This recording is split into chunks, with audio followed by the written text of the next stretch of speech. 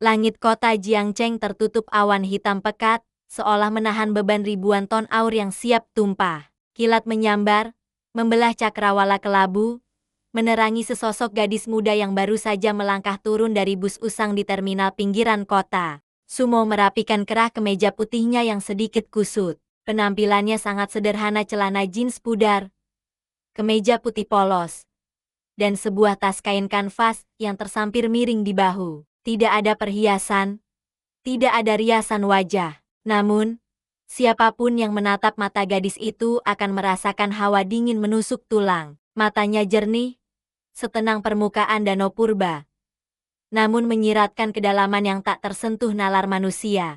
Setelah 18 tahun hidup mengasingkan diri di puncak Gunung Qingyun bersama gurunya, hari ini Sumo kembali ke dunia fana, bukan untuk berlibur, melainkan untuk memenuhi janji lama yang dibuat kakeknya. Sebuah mobil sedan hitam, mewah sudah menunggu di tepi jalan. Sopir keluarga Su memandang nona muda yang baru dijemputnya itu dengan tatapan meremehkan dari balik kaca spion. Tidak ada sambutan hangat. Mobil itu melaju kencang, membelah hujan menuju kawasan elit di pusat kota. Kediaman keluarga Su sedang dilanda kepanikan. Di ruang tamu yang berhiaskan lampu kristal seharga miliaran rupiah, isak tangis histeris terdengar memilukan. Sulian, putri bungsu keluarga Su yang selama ini dimanja bak putri raja, sedang melempar bantal sofa ke segala arah. Aku tidak mau, ibu. Ayah, kalian gila. Kalian menyuruhku menikah dengan mayat hidup. Sulian menjerit.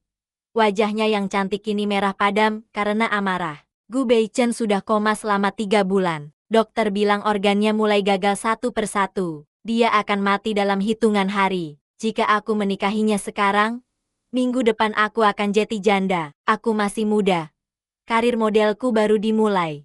Nyonya Su memeluk putrinya dengan wajah pucat. Lionel, tenanglah. Kami juga tidak ingin ini terjadi. Tapi keluarga Gu, mereka memegang kontrak hutang perusahaan ayahmu. Jika kita menolak pernikahan yang sudah diatur sejak kakekmu masih hidup ini, keluarga Su akan hancur besok pagi. Tuan Su, sang kepala keluarga, hanya bisa memijat pelipisnya yang berdenyut hebat. Asap rokok mengepul tebal di sekelilingnya. Pintu utama terbuka. Angin dingin dan aroma hujan menyeruak masuk, membungkam drama keluarga itu sejenak. Sumo berdiri di ambang pintu, basah kuyup, namun punggungnya tegak lurus bagai pohon bambu di tengah badai. Kau, Tuan Su menatap putri sulungnya yang telah lama dibuang ke gunung karena dianggap pembawa sial saat lahir. Kau sudah sampai.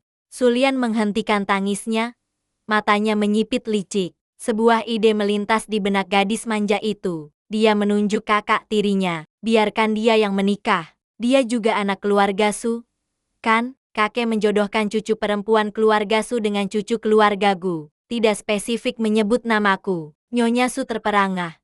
Lalu matanya berbinar. Benar, Sumo. Kau adalah kakak. Sudah sewajarnya kau berkorban demi keluarga. Sumo tidak langsung menjawab. Gadis itu melangkah masuk, mengabaikan karpet Persia mahal yang kini kotor oleh jejak sepatu lumpurnya. Tatapannya tertuju pada sebuah foto pria di atas meja foto Gu Beichen yang dibawa oleh perwakilan keluarga Gu tadi pagi. Di mata orang awam, Gu Beichen dalam foto itu hanyalah pria tampan dengan wajah dingin yang menawan. Namun, di mata batin Sumo, potret itu menceritakan kisah lain. Wajah pria itu diselimuti kabut hitam pekat tanda kematian Yin Qi yang sangat kuat. Namun, di balik kabut hitam itu, ada secercah cahaya keemasan yang meraung lemah. Aura naga emas. Takdir seorang penguasa dunia yang sedang ditekan oleh kutukan jahat. Sudut bibir Sumo terangkat tipis, hampir tak terlihat. Menarik. Ini bukan penyakit medis. Seseorang sedang mencoba mencuri nasib baik pria ini. Baiklah. Suara Sumo terdengar datar, tanpa emosi. Aku akan menikahinya. Keluarga Su terbelalak. Mereka mengira gadis kampung ini akan menangis atau menolak. Tuan Su buru-buru menyodorkan dokumen sebelum putrinya berubah pikiran. Bagus, kemasi barangmu. Orang dari keluarga Gu akan menjemputmu malam ini juga. Jangan permalukan kami. Tidak ada kata terima kasih. Tidak ada pelukan perpisahan. Bagi Sumo, Ini bukan pengorbanan. Ini adalah pertemuan takdir yang sudah digariskan bintang. Malam itu juga, tanpa resepsi, tanpa gaun pengantin mewah, Sumo diantar ke kediaman Gu. Rumah besar milik keluarga terkaya di kota itu terasa lebih mirip makam daripada tempat tinggal. Sepi, dingin, dan dipenuhi aura suram. Para pelayan menunduk takut-takut, seolah takut membangunkan hantu. Sumo diantar langsung ke kamar utama di lantai 2. Tuan muda ada di dalam, ujar kepala pelayan tua dengan nada dingin. Dokter baru saja pergi. Jangan buat keributan. Jika tuan muda meninggal malam ini, Anda harus siap menyusulnya ke alam baka. Pintu kayu jati yang berat itu tertutup di belakang punggung Sumo. Kamar itu luas, namun sesak oleh berbagai peralatan medis canggih. Bunyi bip-bip monoton dari monitor detak jantung menjadi satu-satunya suara di ruangan itu. Di tengah ranjang ukuran king size, terbaring sosok Gu Beichen. Pria itu lebih kurus daripada di foto. Wajahnya pucat pasi seperti kertas. Namun, garis rahangnya yang tegas dan alisnya yang tajam masih menyisakan kewibawaan yang tak luntur oleh penyakit. Sumo berjalan mendekat. Dia tidak meletakkan tasnya, melainkan langsung mengamati wajah suaminya itu. Kabut hitam yang dilihatnya di foto ternyata jauh lebih pekat aslinya. Kabut itu melilit leher Gu Beichen seperti ular piton, mencekik aliran kehidupannya. Orang-orang bodoh, gumam Sumo pelan. Mereka memberimu obat penguat jantung, padahal yang kau butuhkan adalah pengusir roh jahat. Gadis itu membuka tas kanvasnya. Dia mengeluarkan sebuah kotak kayu kecil berisi bubuk sineba merah dan kuas kaligrafi tua. Dengan gerakan tangan yang cepat dan anggun, Sumo mencelupkan kuas ke dalam sineba, lalu menggambar sebuah simbol rumit di udara tepat di atas dahi Gu Beichen. Langit dan bumi, yin dan yang, kembali ke asal. Musnahkan kegelapan. Jari telunjuk Sumo menekan titik di antara kedua alis pria itu. Cahaya merah samar berpendar sesaat, lalu meresap masuk ke dalam kulit. Angin kencang tiba-tiba berhembus di dalam ruangan yang tertutup rapat, membuat tirai jendela berkibar liar. Bayangan hitam yang melilit tubuh Gu Beichen menjerit tanpa suara, lalu pecah berantakan menjadi asap tipis yang menghilang di udara. Monitor detak jantung yang tadinya lemah dan putus-putus, kini berubah menjadi irama yang kuat dan stabil. Bip, bip, bip. Dada bidang Gu Beichen bergerak naik turun, menarik napas panjang untuk pertama kalinya dalam 3 bulan. Kelopak matanya bergetar. Perlahan, sepasang mata sekelam malam terbuka.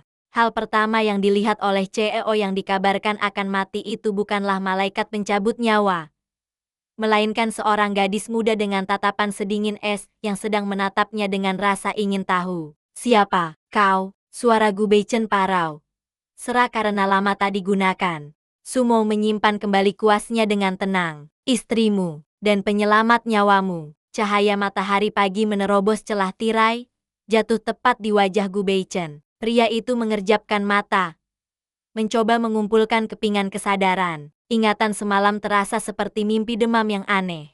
Seorang gadis, mantra aneh, dan rasa panas yang menjalar di sekujur tubuhnya, mengusir rasa dingin yang telah menyiksanya selama berbulan-bulan. Gu Beichen mencoba bangun, namun tubuhnya masih terlalu kaku. Otot-ototnya mengalami atrofi ringan karena terlalu lama berbaring. Meski begitu, kepalanya terasa jernih, jauh lebih jernih dari sebelumnya. Pintu kamar mandi terbuka. Sumo keluar, sudah berpakaian rapi dengan pakaian yang sama seperti kemarin. Rambut hitam panjangnya diikat ekor kuda sederhana. Gadis itu melihat Gu Beichen yang sedang berusaha duduk. Tanpa bicara, Sumo berjalan mendekat, mengambil sebuah bantal, dan menaruhnya di punggung sang suami agar bisa bersandar.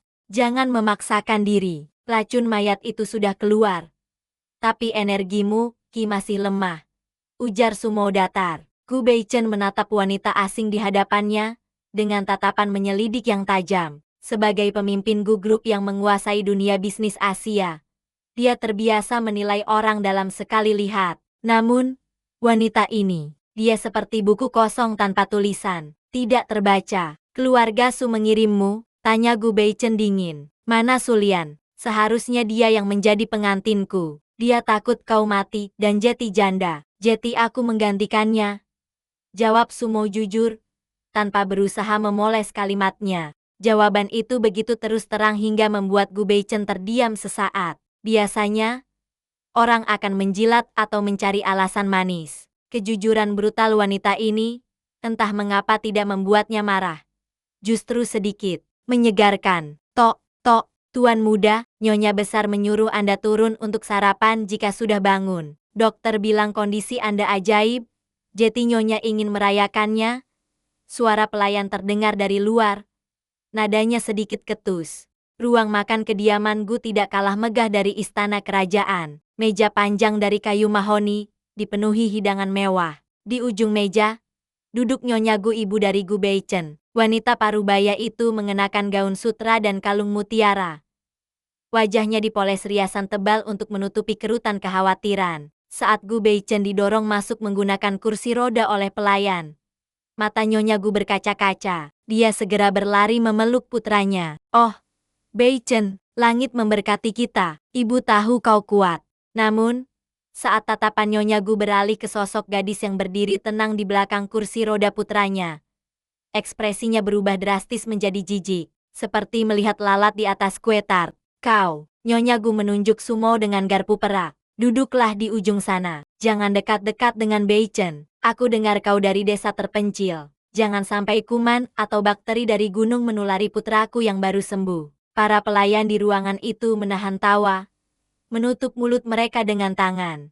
Sumo tidak marah. Wajahnya tetap datar. Dia berjalan ke kursi paling ujung, duduk dengan punggung tegak, dan mulai mengambil bubur polos. Gerakannya anggun, bahkan lebih elegan daripada bangsawan manapun yang pernah dilihat Gu Beichen. Ibu, kau, tegur Gu Beichen pelan. Dia istriku. Istri? Nyonya Gu mendengus kasar. Dia hanya jimat keberuntungan sementara. Keluarga Su menipu kita dengan mengirim barang rongsokan ini menggantikan Sulian. Lihat pakaiannya, kampungan. Apa kau mengerti tata krama meja makan? Nak, Sumo meletakkan sendoknya perlahan. Denting halus terdengar. Dia mengangkat wajah, menatap lurus ke arah ibu mertuanya. Nyonya Gu. Suara Sumo tenang namun memotong udara seperti pisau. Warna wajah Anda gelap di bagian dahi Yintang. Ada aura air keruh yang mengelilingi Anda hari ini. Hening. Semua orang di meja makan ternganga. Nyonya Gu membanting serbetnya. Apa katamu? Kau mendoakan aku sial? Bukan doa, tapi fakta. Lanjut Sumo, seolah sedang membicarakan cuaca. Sebaiknya Anda membatalkan rencana keluar rumah siang ini, terutama pada jam kambing pukul 13.00 sampai 15.00. Hindari tempat yang berhubungan dengan air. Jika tidak, akan ada bencana darah. Kurang ajar. Nyonya Gu berdiri. Wajahnya merah padam. Berani-beraninya kau mengutukku di rumahku sendiri. Dasar penipu. Beichen, lihat istrimu ini. Baru sehari sudah berani melawan. Gu Beichen menatap Sumo. Ada keyakinan aneh di mata gadis itu yang membuatnya ragu untuk membela ibunya sepenuhnya. Namun, logika rasionalnya menolak percaya pada tahayul. Sumo, minta maaf pada ibu. Bicaramu keterlaluan. Sumo kembali menyendok buburnya. Kebenaran seringkali terdengar kasar di telinga. Aku sudah memperingatkan. Pilihan ada di tangan Nyonya. Sarapan itu berakhir dengan Nyonya Gu yang pergi dengan marah. Bersumpah akan pergi ke salon langganannya siang ini, justru untuk membuktikan bahwa menantunya itu pembual gila. Pukul 14.15 siang. Gu Beichen sedang berada di ruang kerjanya, memeriksa tumpukan dokumen yang terbengkalai selama ia sakit. Sumo duduk di sofa sudut, membaca buku kuno yang ia bawa dari gunung, sama sekali tidak terganggu oleh tatapan tajam para staf yang keluar masuk ruangan. Tiba-tiba, ponsel Gu Beichen berdering. Nama asisten pribadinya muncul di layar. Tuan, gawat Tuan. Suara asisten itu panik. Ada apa? Nyonya besar. Nyonya besar mengalami kecelakaan. Mobilnya, lemnya blong saat melewati bunderan air mancur kota. Mobilnya terperosok masuk ke dalam kolam air mancur yang dalam. Nyonya terjebak di dalam air selama 10 menit sebelum bisa dievakuasi. Jantung Gu Beichen seakan berhenti berdetak. Matanya refleks beralih ke arah jam dinding. Pukul 2:15. Jam kambing. Kecelakaan air. Pria itu perlahan menurunkan ponselnya, lalu menoleh ke arah sofa. Sumo masih tenang membalik halaman bukunya. Seolah sudah tahu persis telepon itu akan datang.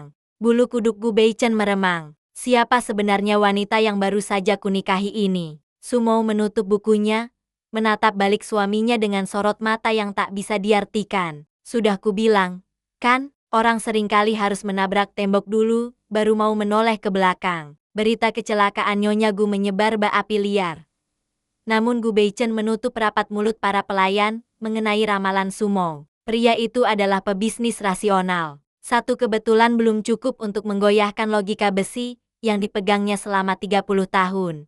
Keesokan paginya, Gu Group dilanda kekacauan. Proyek Skyline Tower, gedung pencakar langit yang menjadi pertaruhan terbesar perusahaan, macet total. 3 mandor jatuh sakit mendadak dengan gejala aneh, kulit mereka menghitam seperti terbakar. Padahal tidak terkena api. Siapkan mobil. Kita ke kantor pusat. Perintah Gu Beichen sambil mengenakan jas hitamnya yang rapi. Sumo, yang sedang menyesap teh melati di sudut ruangan, bangkit berdiri. Tanpa bertanya, gadis itu mengekor di belakang. Gu Beichen tidak melarang. Entah mengapa, keberadaan sosok mungil dengan aura tenang itu memberikan rasa aman yang tak bisa dijelaskan. Gedung Gu Group menjulang tinggi di pusat distrik bisnis. Namun di mata Sumo, bangunan kaca itu tampak seperti peti mati raksasa yang diselimuti kabut abu-abu. Begitu mereka melangkah masuk ke lobi, hawa dingin yang tidak wajar langsung menyergap. AC sentral seolah disetel ke suhu minus. Para karyawan berjalan terburu-buru dengan wajah pucat dan kantung mata hitam.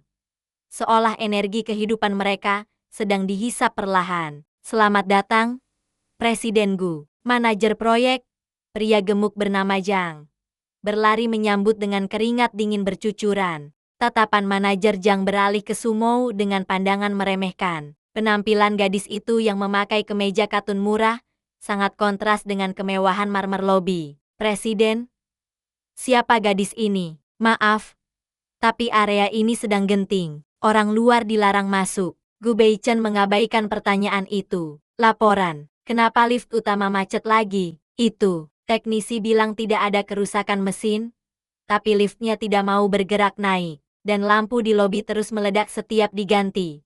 Jawab Zhang gugup. Sumo tiba-tiba melangkah maju, melewati suaminya, menuju pilar besar bercorak naga emas di tengah lobi. Langkah kakinya ringan. Namun setiap ketukan sepatunya di lantai marmer menggema aneh, membuat seisi lobi terdiam. Tentu saja lampunya meledak. Suara Sumo memecah keheningan. Kalian memelihara mayat di sini. Manajer Zhang melotot. Nona, jaga bicaramu. Ini pilar feng shui seharga 5 miliar yang didatangkan dari luar negeri. Sumo menempelkan telinganya ke permukaan pilar. Suara cakar menggaruk terdengar samar dari dalam beton. Suara yang tak bisa didengar telinga manusia biasa. Bongkar. Perintah Sumo singkat. Gila, Presiden Gu.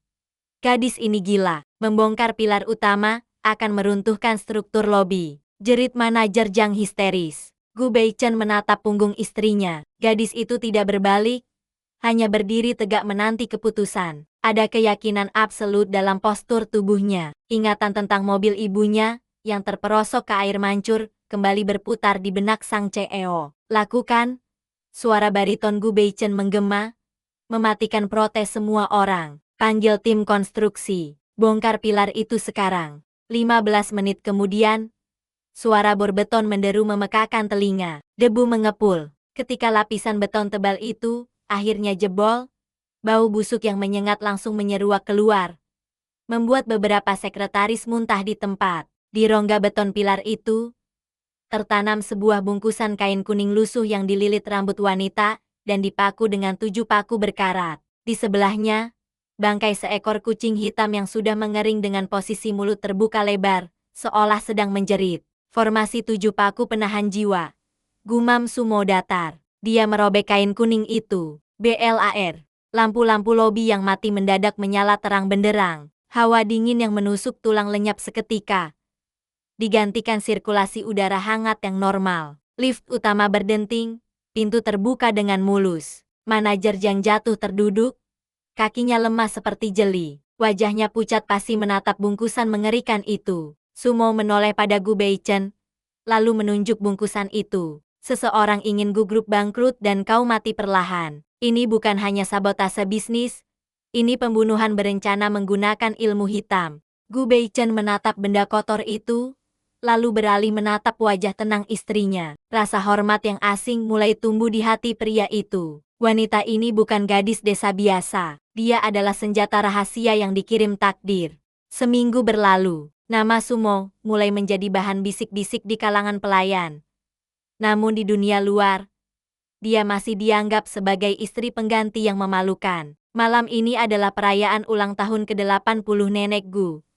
Matriark paling dihormati di keluarga. Grand Ballroom Hotel Bintang 5 disulap menjadi lautan bunga dan kristal. Tamu undangan terdiri dari pejabat, selebriti, dan konglomerat papan atas. Gu Beichen masuk mendorong kursi rodanya meski kakinya sudah sembuh.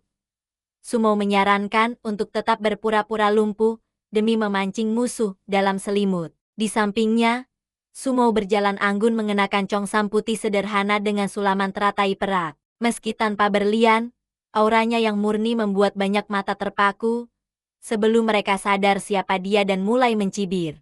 Lihat, itu si gadis kampung, bisik seorang sosialita. Kudengar dia suka bicara dengan hantu. Menyeramkan. Tiba-tiba, pintu terbuka lebar. Sulian, adik tiri Sumo, melangkah masuk bak bintang film. Gaun merah menyala membalut tubuh indahnya. Perhiasan berlian berkilauan di leher dan telinga. Dia berjalan langsung menuju Nenek Gu yang duduk di kursi kebesaran. Nenek Gu, selamat ulang tahun. Sulian tersenyum manis, lalu memberi isyarat pada asistennya. Sebuah kotak kayu cendana besar dibawa maju. Maafkan saya tidak jeti menjadi cucu menantu nenek, ucap Sulian dengan nada pura-pura sedih, melirik sinis ke arah Sumo. Sebagai gantinya, saya membawakan lukisan asli pemandangan gunung musim gugur karya maestro dinasti Ming. Saya memenangkannya di pelelangan seharga 20 miliar. Tepuk tangan membahana. Para tamu berdecak kagum. Lukisan itu dibuka, memperlihatkan pemandangan gunung berkabut yang indah, namun terasa sedikit suram. Nenek Gu, yang sangat menyukai seni, tersenyum lebar. Anak baik, kau memang berbakti, tidak seperti seseorang. Mata tua itu melirik tajam ke arah Sumo. Cucu menantuku, apa yang kau bawa? Sumo maju selangkah. Dia merogoh saku congsamnya dan mengeluarkan sebuah benda kecil. Bukan kunci mobil mewah, bukan perhiasan, hanya secari kertas kuning yang dilipat menjadi bentuk segitiga. Terikat benang merah, jimat pelindung biasa yang sering dijual di pinggir jalan seharga Rp5.000. Keheningan melanda ruangan. Detik berikutnya, tawa meledak.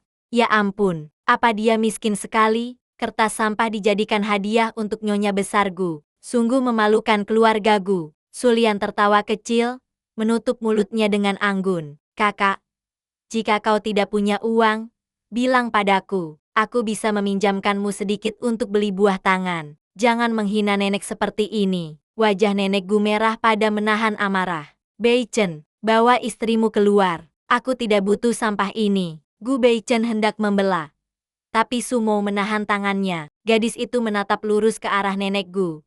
Suaranya lantang mengatasi hingar-bingar ruangan. Lukisan itu dilukis menggunakan tinta yang dicampur darah manusia. Pelukisnya mati bunuh diri karena fitnah. Menyimpan lukisan itu di kamar tidur hanya akan mengundang arwah penasaran yang akan mencekik Anda dalam tidur. Kertas saya, sebaliknya, bisa menyelamatkan nyawa. Omong kosong, bentak Sulian. Kau hanya iri. Buktikan, tantang Sumo. Dekatkan api ke lukisan itu. Seorang pelayan yang penasaran tanpa sadar mendekatkan pemantik api ke ujung lukisan. Hal yang terjadi selanjutnya membuat jeritan ngeri memenuhi ballroom. Saat hawa panas menyentuh kanvas, lukisan pemandangan gunung itu berubah. Tinta hitam meleleh, berubah warna menjadi merah kental seperti darah segar. Cairan merah itu menetes-netes ke lantai, mengeluarkan bau amis yang memualkan. Dari dalam lukisan, terdengar suara rintihan memilukan. Kembalikan nyawaku, kembalikan nyawaku. Lampu ballroom berkedip-kedip liar. Angin kencang berputar di tengah ruangan, memecahkan gelas-gelas sampahnya. Sosok bayangan hitam besar merangkak keluar dari kanvas. Tangannya yang panjang menggapai leher Nenek Gu yang membeku, karena teror. Mati, desis bayangan itu. Nenek, teriak Gu Beichen. Saat cakar bayangan itu, tinggal 1 inci dari leher keriput nenek Gu. Kertas segitiga pemberian sumo yang tergeletak di meja tiba-tiba melayang. Kertas itu terbakar sendiri, meledakkan cahaya keemasan yang menyilaukan mata. Cahaya itu membentuk perisai kubah, menghantam bayangan hitam hingga terpental dan hancur menjadi debu. Jeritan arwah lenyap. Lukisan itu terbakar habis menjadi abu hitam. Dalam sekejap mata, hening, keheningan yang mencekam. Ratusan tamu masih gemetar ketakutan. Wajah mereka pucat pasi. Nenek Gu merosot di kursinya. Napasnya memburu. Dia menatap abu lukisan, lalu beralih menatap sumo yang masih berdiri tenang di tempatnya. Seolah baru saja menonton pertunjukan teater yang membosankan. Sumo menepuk debu imajiner di bahunya. Selamat ulang tahun, nenek. Semoga panjang umur. Detik itu juga, pandangan meremehkan di mata semua orang lenyap, berganti dengan rasa takut dan hormat yang mendalam. Sulian mundur teratur, wajah cantiknya pucat seperti mayat. Menyadari bahwa dia baru saja kalah telak dalam permainannya sendiri. Pagi yang cerah di kediaman Gu tidak bertahan lama. Sebuah mobil sport merah menyala meraung memasuki pekarangan, memecah ketenangan sarapan pagi pasangan pengantin baru itu. Pintu utama terbuka lebar. Masuklah seorang wanita muda berpenampilan modis, mengenakan setelan kantor branded yang memeluk lekuk tubuhnya dengan sempurna. Li Wei, teman masa kecil Gu Beichen, sekaligus putri direktur rumah sakit terbesar di kota, melangkah masuk dengan dagu terangkat. Di belakangnya, mengekor seorang pria bule parubaya yang menenteng koper medis metalik. Beichen, Li Wei berseru, mengabaikan keberadaan sumo yang duduk tenang meminum susu kedelai. Aku dengar insiden di pesta nenek kemarin. Astaga, kau pasti sangat stres menghadapi tahayul konyol itu. Li Wei melepas kacamata hitamnya, menatap sumo dengan senyum manis yang tidak mencapai mata. Senyum khas wanita teh hijau terlihat polos di luar, namun beracun di dalam. Nona Su, kan? Sapa Li Wei dengan nada merendahkan yang halus. Trik sulapmu di pesta itu cukup menghibur. Tapi kesehatan Beichen bukan panggung sirkus. Berhenti memberinya minum air abu jimat. Aku membawa Profesor Smith, ahli saraf terbaik dari Swiss. Dia yang akan menyembuhkan kelumpuhan Beichen dengan sains, bukan sihir. Sumo tidak repot-repot membalas. Gadis itu hanya meniup uap panas dari cangkirnya. Matanya fokus pada aura Gu Beichen yang pagi ini sedikit tidak stabil karena perubahan cuaca. Gu Beichen meletakkan garpunya. Li Wei, aku tidak memintamu datang. Paman Gu yang memintaku. Potong Li Wei cepat. Profesor Smith membawa serum neurostimulasi terbaru. Ini kesempatan emas, Chan. Kau tidak mau duduk di kursi roda selamanya hanya karena percaya pada dukun kampung ini, kan? Tanpa menunggu persetujuan, Profesor Smith sudah membuka kopernya, memamerkan deretan suntikan berisi cairan biru neon yang terlihat futuristik. Mr. Gu, tolong kooperatif. Istri Anda yang tidak berpendidikan ini mungkin tidak paham. Tapi ini teknologi nano. Sumo meletakkan cangkirnya dengan sedikit keras. Bunyi tak bergema di meja makan. Cairan itu mengandung steroid dosis tinggi dan racun ular kobra yang dimurnikan, ujar Sumo datar. Untuk orang biasa, itu stimulan. Tapi untuk tubuhnya yang sedang melawan energi yin dingin, suntikan itu akan menjadi racun mematikan. Jika kau menyuntikannya, jantungnya akan meledak dalam 3 menit. Tutup mulutmu, bentak Li Wei. Profesor Smith punya 3 gelar doktor. Kau punya apa? Ijazah SD? Profesor Smith mendengus meremehkan dan langsung menancapkan jarum suntik itu ke lengan Gu Beichen sebelum siapapun sempat mencegah. Cairan biru masuk. 1 detik, 2 detik. Lihat, tidak ada apa. Kalimat Li Wei terputus. Wajah Gu Beichen mendadak berubah ungu. Urat-urat di lehernya menonjol mengerikan seolah ada cacing yang menggeliat di bawah kulit. Pria itu mencengkeram dadanya. Mulutnya terbuka lebar berusaha meraup udara. Namun hanya suara klak-klak menyakitkan yang keluar. Matanya memutih. Tubuhnya kejang hebat hingga kursi rodanya berguncang keras. Beichen, Li Wei menjerit histeris. Profesor, lakukan sesuatu. Profesor Smith panik. Tangannya gemetar menjatuhkan alat suntik. Ini reaksi anafilaksis. Ambil adrenalin, cepat, minggir. Satu kata itu terdengar pelan, namun bertenaga laksana guntur. Sumo bangkit dari kursinya. Dia tidak berlari, namun gerakannya begitu cepat hingga meninggalkan bayangan. Dengan satu dorongan tangan, Profesor Smith yang berbadan besar terpental menabrak dinding. Sumo menyambar segelas air putih di meja, menyiramkannya ke wajah Gu Beichen untuk menyadarkannya sesaat. Lalu tangan kanannya bergerak secepat kilat. Sret, sret, sret, 3 jarum perak tipis, yang entah sejak kapan ada di tangannya, menancap presisi di titik Baihui, ubun-ubun, Tanzhong dada, dan Neiguan pergelangan tangan. Dengungan halus terdengar dari jarum-jarum itu. Ujung jarum bergetar, memancarkan hawa panas yang kasat mata. Tahan napas, buang racunnya. Perintah Sumo tegas di telinga suaminya. Gu Beichen tersentak ke depan. Huek, darah hitam kental muncrat dari mulutnya, tumpah ke lantai marmer putih. Darah itu mendesis dan berasap, membakar permukaan lantai seperti asam sulfat pekat.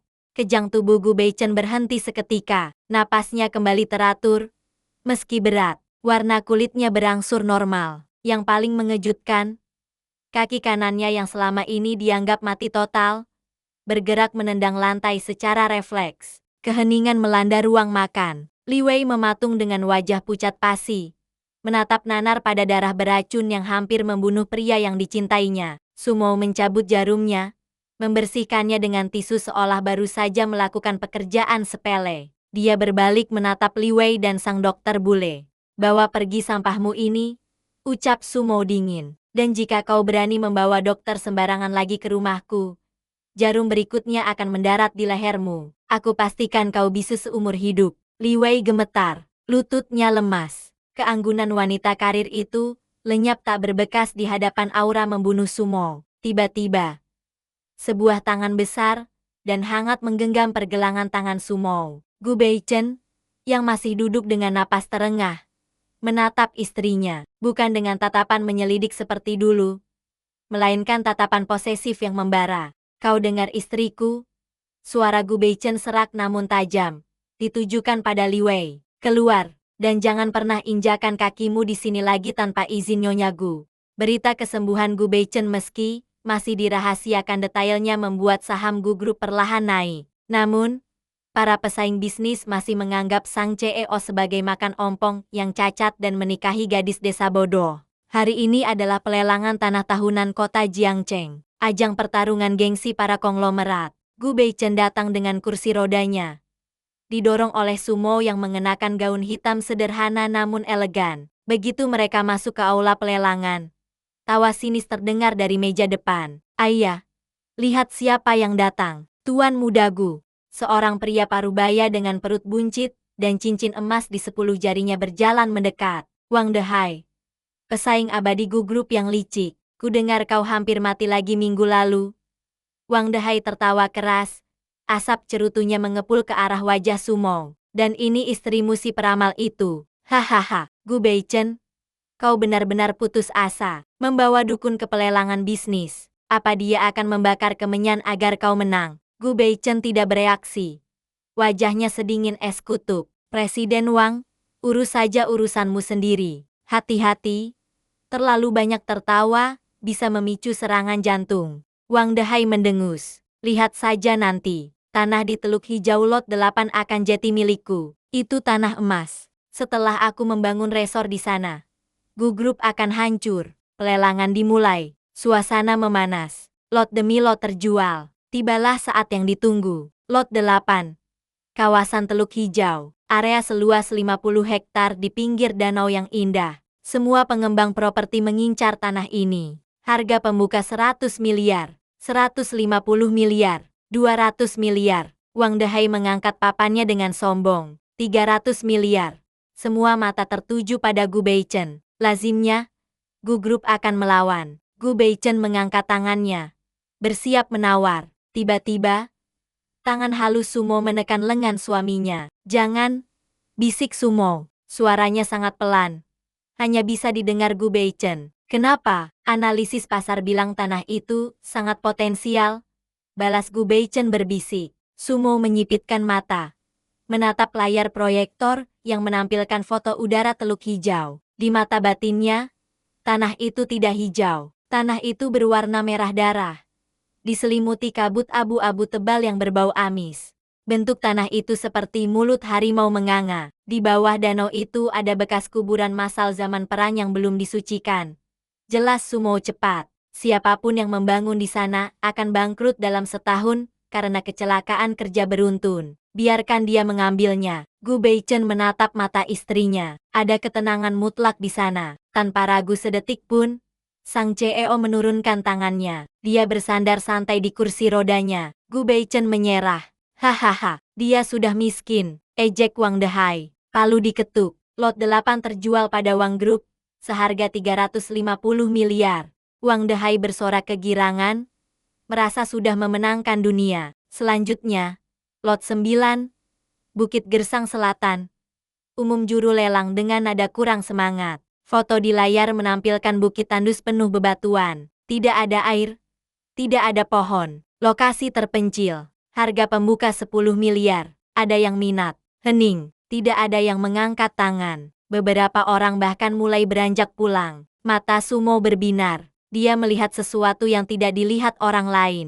Di tengah kegersangan bukit itu, ada uap ungu tipis yang membumbung tinggi menembus langit, tanda keberadaan nadi naga Dragon Vein. Ambil itu, bisik Sumo, meremas bahu Gu Beichen. Apapun harganya, ada mata air panas alami, dengan kandungan emas cair, di bawah bebatuan itu. Gu Beichen mengangkat papannya. 10 miliar, 11 miliar.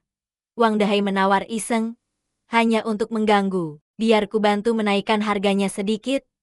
Kasihan bukit sampah itu. 50 miliar. Kata Gu Beichen datar. Ruangan gempar. Membayar 50 miliar untuk bukit sampah. Dia gila. Cibir Wang Dehai. Ambil saja. Aku tidak butuh tempat pembuangan sampah. Terjual pada Gu Group.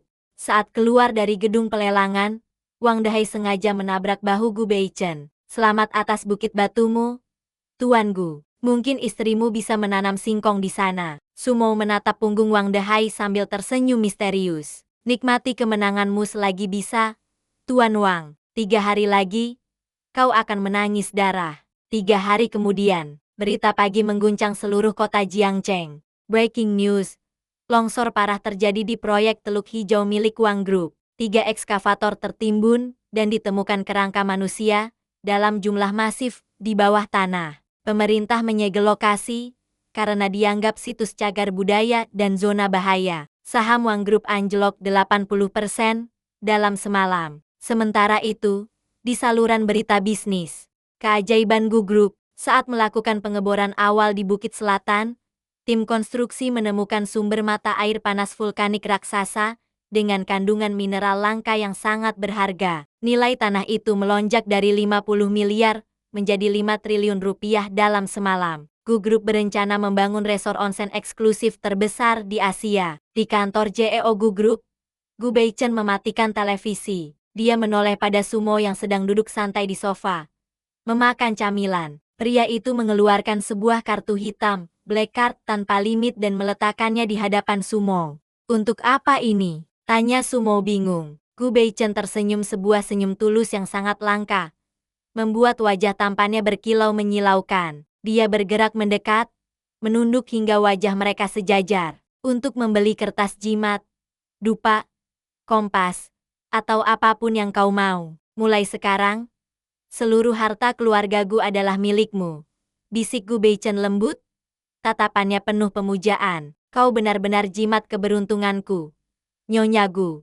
Sumo berkedip. Jantungnya, yang selama 18 tahun tenang bagai air kolam, tiba-tiba berdetak satu ketukan lebih cepat. Kemenangan telak Gu Group atas kepemilikan mata air naga membuat lawan mereka terdesak ke sudut. Di sebuah villa tersembunyi di pinggir kota, Paman Gu Jenghai membanting gelas anggurnya ke dinding. Anak sialan itu, bagaimana dia bisa tahu soal mata air panas? Teriak Gu Jenghai. Matanya merah karena amarah dan alkohol. Dan istrinya, gadis kampung itu bukan sembarangan. Dia menghancurkan formasi paku di kantor. Di sudut ruangan yang gelap, duduk seorang pria tua berjubah hitam lusuh. Wajahnya keriput seperti kulit pohon mati.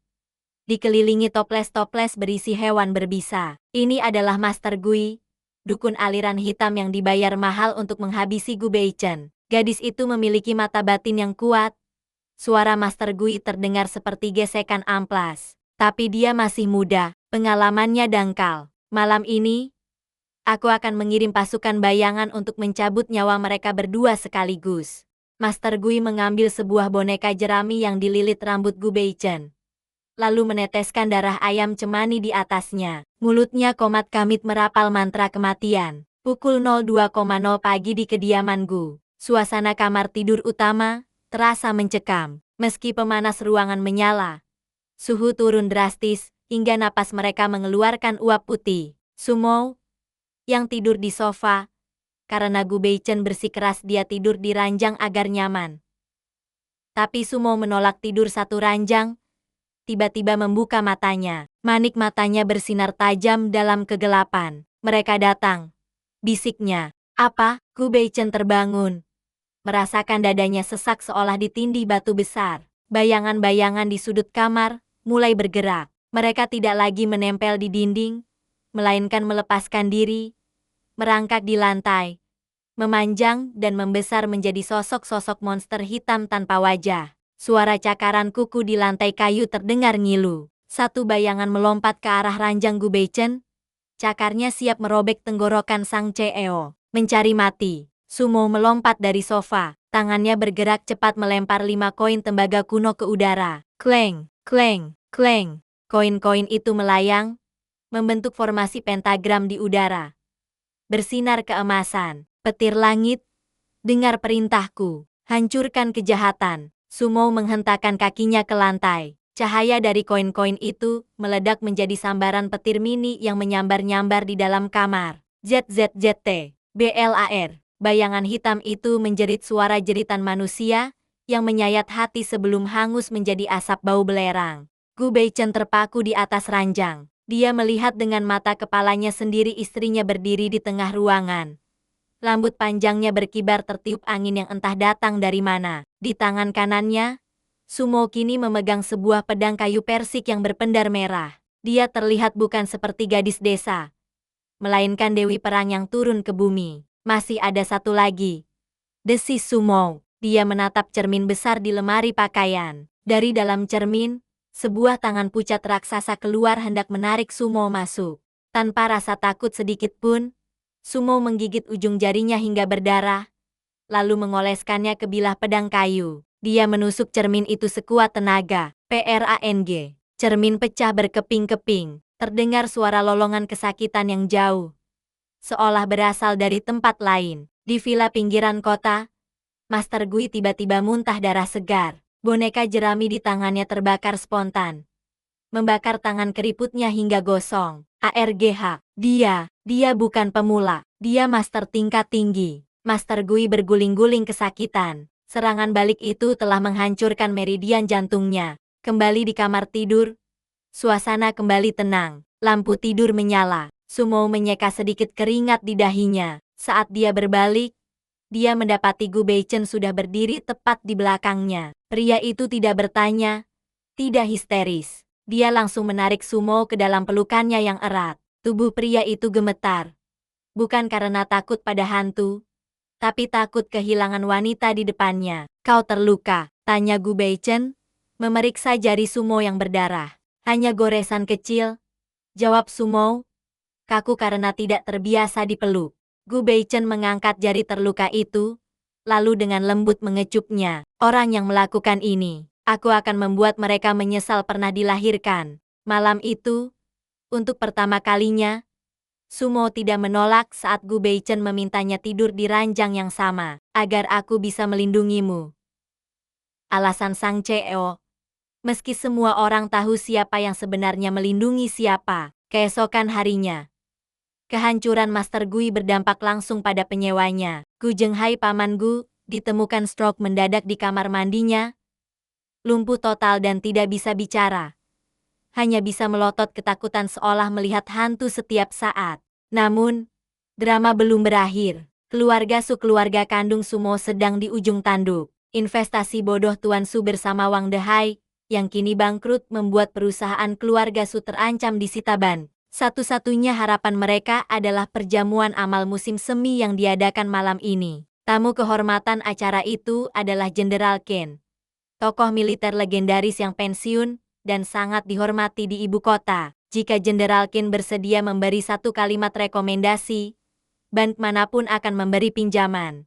Keluarga Su datang dengan pakaian terbaik mereka. Sulian, meski hatinya dongkol karena kalah pamor, berdandan habis-habisan demi menarik perhatian cucu Jenderal Ken. Ingat, bisik Nyonya Su pada suaminya, jika kita melihat Sumo, jangan biarkan dia bicara. Dia pasti akan mempermalukan kita di depan jenderal. Tepat saat itu, pintu ballroom terbuka. Gu Beichen masuk, gagah dengan setelan jas navy. Di lengannya, Sumo tampil memukau dengan gaun malam berwarna champagne yang memancarkan aura ningrat alaminya.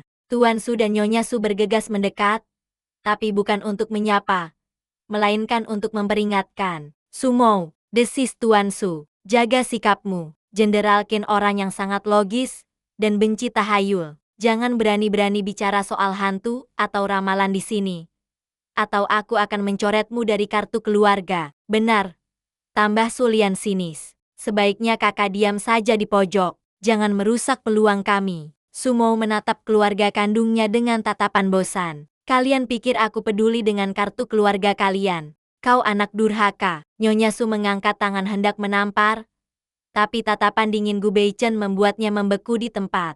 Tiba-tiba, kerumunan terbelah. Jenderal Ken, seorang pria tua berusia 70-an dengan postur tegap militer, berjalan masuk dikawal para ajudan. Semua orang menahan napas, berusaha mencari celah untuk menyapa. Tuan Su menyikut istrinya, lalu maju dengan senyum lebar yang dipaksakan. Jenderal Ken, suatu kehormatan. Saya Su dari perusahaan Su. Jenderal Ken bahkan tidak menoleh. Matanya yang tajam menyapu ruangan, seolah mencari seseorang. Tiba-tiba, matanya terpaku pada sosok gadis berbaju champagne di sebelah Gu Beichen. Wajah tegas Jenderal Ken berubah drastis. Dia mempercepat langkahnya, mengabaikan uluran tangan Tuan Su, mengabaikan godaan mata Sulian, dan berjalan lurus ke arah Sumo. Jantung Tuan Su berhenti berdetak. Mati aku. Jenderal pasti marah melihat Sumo. Namun, apa yang terjadi selanjutnya membuat rahang semua orang jatuh ke lantai.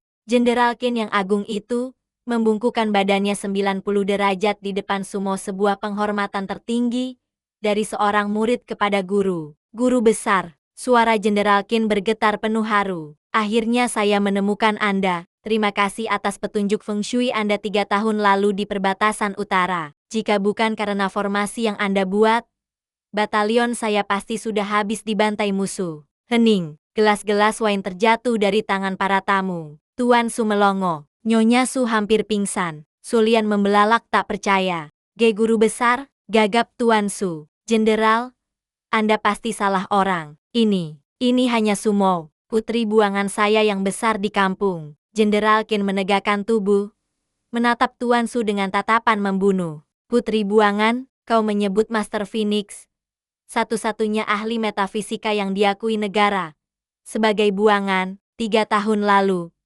dia menyelamatkan ribuan nyawa prajuritku hanya dengan mengubah aliran sungai. Presiden sendiri ingin memberinya medali, tapi dia menolak dan menghilang kembali ke gunung. Bentak Jenderal Ken. Wajah Tuan Su dan Nyonya Su berubah dari pucat menjadi hijau, lalu abu-abu. Mereka baru saja menyadari bahwa mereka telah membuang mutiara paling berharga demi memungut batu kerikil Sulian. Sumo menatap Jenderal Ken dengan tenang. Jenderal, tidak perlu formalitas. Aku turun gunung hanya untuk urusan pribadi. Tentu.